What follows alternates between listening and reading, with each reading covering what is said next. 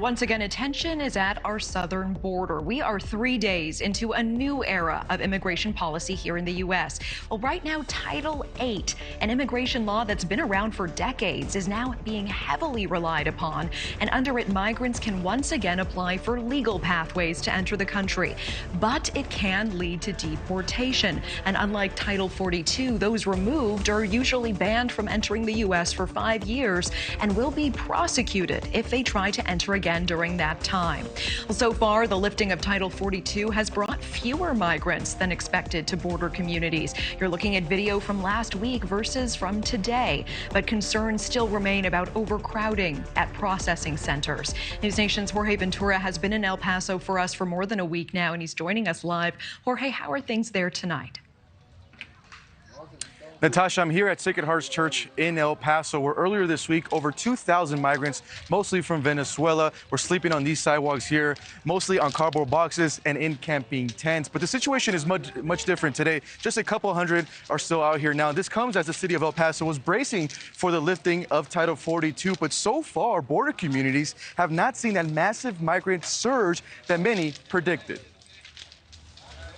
Federal and state officials expected a massive surge of migrants crossing into the country after the lifting of the COVID-era border policy known as Title 42. In Texas, officials anticipated up to 13,000 illegal crossings per day, but the exact opposite has happened. Illegal crossings are plummeting since the restriction's expiration. In the days leading up to Title 42 lifting, the southern border has seen apprehension numbers spike past 10,000 for 3 straight days. CBP sources tell NewsNation agents apprehended roughly 6,300 migrants on Friday, the first day after the pandemic plan was removed. Saturday, agents apprehended 4,300 migrants, a significant drop compared to earlier in the week. Homeland Security Secretary Alejandro Mayorkas spoke to why apprehension numbers are down.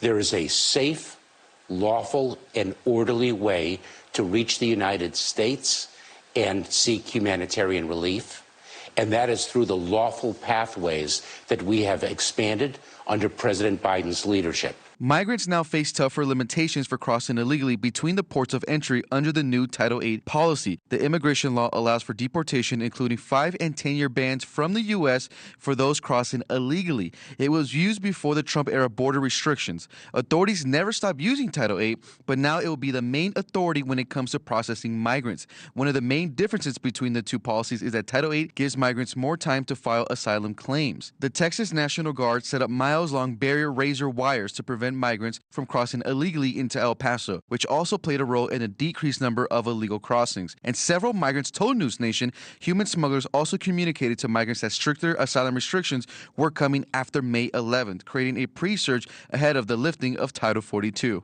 And then I decided, because the Title VIII, I decided to go to migration with my wife, because after the 11th of May, we can. And there are roughly right now 10,000 migrants in Juarez. That's the Mexican border town right across El Paso. They fear crossing illegally now because they could face deportation. For migrants that want to come legally to the U.S., must schedule an appointment on the CBP One app. Back to you, Natasha. Okay, Jorge, thank you so much for that. Thank you for watching. Go to newsnationnow.com to find NewsNation on your television provider. And don't forget to click the red subscribe button below to get more of NewsNation's fact-driven, unbiased coverage.